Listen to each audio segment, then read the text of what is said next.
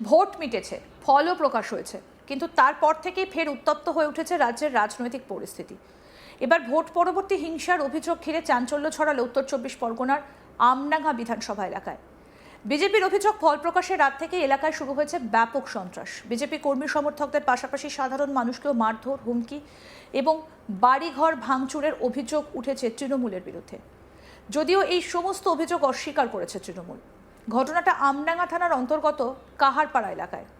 অভিযোগ, গত ৪ মে ভোটের ফল প্রকাশের পর রাত থেকেই এলাকায় কার্যত তাণ্ডব চালায় জয়ী তৃণমূল প্রার্থী কাসেম সিদ্দিকীর অনুগামীরা। বিজেপির দাবি, বহু বাড়িতে হামলা চালানো হয়, ভাঙচুর করা হয় আসবাবপত্র, এমনকি প্রাণনাশের হুমকিও দেওয়া হয় বলে অভিযোগ স্থানীয়দের একাংশের। আমি এখানে ৮ ঘন্টা আছি, ৮ ঘন্টার ভিতরে যে আয়ো না আসো সাসপেনশনের লেটার করো, টাইপ করো। আপনি আইসি আছেন? এসডিপিও কে আছে? এসডিপিও আসেনি কেন? এসপি আসেনি কেন? আপনি তো নয়, আমার প্রোটোকলে তো এসপি থাকা উচিত। एसपी मैडम को मैसेज किया था हम लोगों ने। এসডিও কোথায়? ডিএম কোথায়? কেন এসডিও ডিএম আসেনি কেন? কে বলেছে আপনাকে? ডিএম এর কাছে মেল গেছিল ডাইরেক্টর ম্যাডাম? नहीं, आप बीडीओ हैं। डीएम के बाद बीडीओ रैंक है क्या आपके यहाँ पे? एसडीएम कोई भी नहीं है तो फिर आए क्यों नहीं? কি আছে এসডিএম এর নাম কি? বিজেপি নেতা অরিন্দম দে কি বলছেন শুনবো। তো দেখছি এইবার এসে শুনলাম এখানকার যে আমডাঙ্গাই পূর্বপাড়া তথা কাহারপাড়ায় দীর্ঘ ১৫ বছর ধরে বলে সন্ত্রাস হয় এখানে। মানে ভোটের ফলাফলের পরপরই আর কি, নিরীহ একটা পাড়া গ্রাম আর কি। এরা কোনো ঝান্ডা ফান্ডা লাগায় না, কিন্তু এই আজকে লাগালো, আমরা রেখে ঝান্ডা লাগালো। তো কালকে যা পরিস্থিতি আর কি, বিগত দিনেও আর কি এদেরকে কান ধরে ওঠা বাস করতো, তোরা বিজেপিকে ভোট দিয়েছিস আর কি। এটা কোন কালচার, কোন সংস্কৃতি বলে বসছে আর কি। তৃণমূলে আর কে করবে আর কি? তৃণমূলের উগ্রপন্থা যারা কার্যকলাপ করে আর কি, যে তৃণমূল সন্ত্রাসবাদী, আজকে পশ্চিমবাংলায় পরিবর্তন হয়েছে আর কি। তৃণমূল উচ্ছেদ হয়ে গেছে, তৃণমূল শেষ হয়ে গেল আর কি। তারপরে বিজেপির ক্ষমতা আসলো, তারপরে আমডাঙ্গায় একটা তৃণমূলের এমএলএ হয়েছে। এটা গণতান্ত্রিক পদ্ধতিতে যে যা পদ্ধতি সেই নিয়মে হয়েছে, কিন্তু তারপরেও এরা শান্তি বজায় রাখতে পারলো না। শান্তি বজায় রাখতে পারলো না, একটা নিরীহ লোকেদের উপর অন্যায় অত্যাচার করে। আমি প্রত্যেকটা বাড়িতে ভিজিট করলাম, প্রত্যেকটা বাড়ির দরজা জানালা কি চাইছে ভগবান জানে। এদের কোনো, আমার মনে হয় কোনো আক্রমণ আর কিছুই না। মানে এরা কেন বিজেপিকে ভোট দিল, এর বাইরে কিছু না। তার জন্য দেখুন যা পরিস্থিতি আছে, আমি আইসি কে কালকে রাত্রিবেলায় আমি মারধর, ভাঙচুর, এমনকি মেরে ফেলে দেওয়ার হুমকি। বাচ্চা কাচ্চা রয়েছে, তাকে মানে সে কি ভয় ভীতি সন্ত্রাস দেখে দিচ্ছে। হ্যাঁ হুমকি দিচ্ছে, রীতিমতন হুমকি, আর কিছুই না। তৃণমূলের লোকজন আমার কাছে নাম এসেছিল, কিছু পরপর নাম এসছে। তা আমি চাইছি এই লোকেদের অ্যারেস্ট করা হোক, এফআইআর করে একদম পুরো জেল করা হোক, এবং যেন না বেরোতে পারে আর কি। এই মানুষগুলো সুখে শান্তিতে বসবাস করতে পারে যেন এখানে। এই ঘটনাকে কেন্দ্র করে রাজনৈতিক চাপানোতর আরও বাড়ে পরদিন সকালে। ক্ষতিগ্রস্ত পরিবারগুলোর সঙ্গে দেখা করতে ঘটনাস্থলে পৌঁছে যান নোয়াপাড়া বিধানসভার বিজেপি বিধায়ক অর্জুন সিং।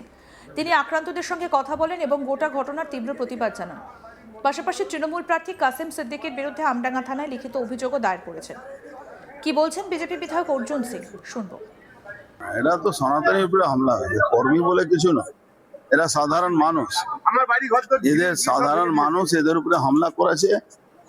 আর এখানকার পুলিশের ভূমিকা খুব ভালো না, যেটা শুনলাম পুলিশ আর বিডিওর ভূমিকা। আমরা দেখছি এটা নিয়ে উচ্চ পর্যায়ে কথা বলে এর ব্যবস্থা নিতে হবে।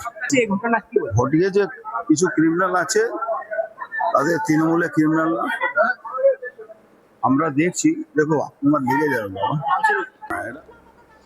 শুধু রাজনৈতিক তরজাই নয়, ঘটনাকে ঘিরে নড়েচড়ে বসেছে প্রশাসনিক মহল। পরবর্তী সময়ে এলাকায় যায় তপশিলি কমিশনের একটা প্রতিনিধি দল। তারা ঘটনাস্থল ঘুরে দেখেন, ক্ষতিগ্রস্ত পরিবারগুলোর সঙ্গে কথা বলেন এবং পরিস্থিতির বিস্তারিত রিপোর্ট সংগ্রহ করেন।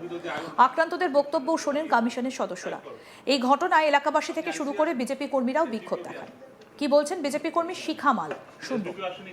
না, আমাদের বাড়ি ঘর ভাঙচুর করেছে, আমাদের তালা ভেঙে আমাদের অত্যাচার করতে গেছিল। ছাড়া পাড়ার লোক চাপা দিয়ে ধরে রেখে দিয়েছি যাতে আমাকে ভয়তে কাটছে কালকে রাত্রিরে। 11:10 থেকে ও আমাদের একটা অপরাধ আমরা বিজেপি করেছি তাও। বিজেপি সরকার চলে আসার পরও আপনাদের টার্গেট। হ্যাঁ, তাও ওই পাড়ার থেকে কয়েকজন এরকম করছে। হিন্দু ধর্মের লোক আরো এক স্থানীয় বাসিন্দা কি বলছেন শুনবো। 15 বছর হলো আমাদের রক্ত দেয়, চোখের জল পড়ে। এইরকম মারধর করে আমাদের স্বামীদের তুলে এনে মারার ধমকি দেয়। আমরা কতদিন এরা সহ্য করবো অত্যাচার? এই টিএমসির লোকরা এই 15 বছর হলো আমাদের রক্ত দেয়, চোখের জল পড়ে। এইরকম মারধর করে আমাদের স্বামীদের তুলে এনে মারার ধমকি দেয়। আমরা কতদিন এরা সহ্য করবো অত্যাচার? এই টিএমসি প্রতিবারে ঝামেলা করবে, ভোট দেবে বলে ভোট দিইনি, ভোট দিয়ে আবার বলবে এরকম করেছে তোমরা দাওনি, ভোট দাওনি কেন, এরকম করে মিছিল করবে। তাও আমরা তাও সহ্য করি। এবার এসে বাড়ি ঘর ভাঙচুর করেছে, তৃণমূল নেতা এসে ভাঙচুর করেছে। এরই মধ্যে বৃহস্পতিবার সামনে আসে সেই ঘটনার ভিডিও ফুটেজ। ভিডিওতে একাধিক বাড়িতে ভাঙচুর এবং আতঙ্কের চিত্র ধরা পড়েছে বলে দাবি বিজেপি। দেখুন সেই ভিডিওটা। টাইপ করো। আপনি আইসি আছেন? এসডিপিও কে আছে? এসডিপিও আসেনি কেন? এসপি আসেনি কেন? আপনি তো নয়, আমার প্রোটোকলে তো এসপি থাকা উচিত। एसपी मैडम को मैसेज किया था हम लोगों ने। এসডিও কোথায়? ডিএম কোথায়? কেন এসডিও ডিএম আসেনি কেন? কে বলেছে আপনাকে? ডিএম এর কাছে মেল গেছিল ডাইরেক্টর ম্যাডাম? नहीं, आप बीडीओ हैं। डीएम के बाद बीडीओ रैंक है क्या आपके यहाँ पे? एसडीएम कोई भी नहीं है, तो फिर आए क्यों नहीं? কি আছে এসডিএম এর নাম কি? मैडम डीएम के खिलाफ लिख लीजिए, डीएम और एसएसपी অ্যাকশন মার্ক করুন তো। আইও কি নাম বললেন? আইওর নাম আপনি জানেন না? উত্তম রায় বলুন তাহলে। আইওর অ্যাকশন মার্ক করুন আর আইওকে বলুন আমি এখানে 20 মিনিট আছি, এর মধ্যে যেন আইও আসে এখানে। এখানে এতগুলো ঘর ভাঙচুর হয়েছে, আইওর দায়িত্ব নেই এখানে এসে দেখবে? এটা কমিশনের মেম্বার আসছে, আইও প্লেস অফ অকারেন্স অ্যাবসেন্ট।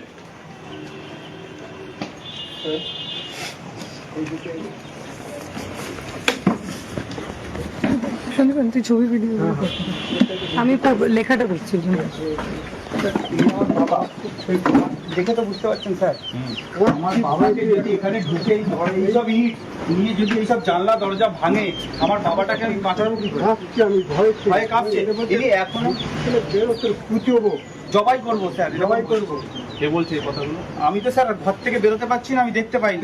তবে যাদের গলা শুনে আমরা আইডেন্টিফাই করেছি এবং বাইরে পরবর্তীতে বেরিয়ে যাদেরকে আইডেন্টিফাই করেছি তাদেরকে হয়তো পুলিশ এসেছিল এই ঘটনার পর? পুলিশ অনেক পরে এসছে স্যার, ওই 15 মিনিট পরে ফোন করার পরে কতজন ছিল? সংখ্যায় কতজন? স্যার আমি একজনই ছিল, পুলিশ এসেছিল না না না, ওরা 150 ছিল, ওরা 150 লোক ছিল স্যার।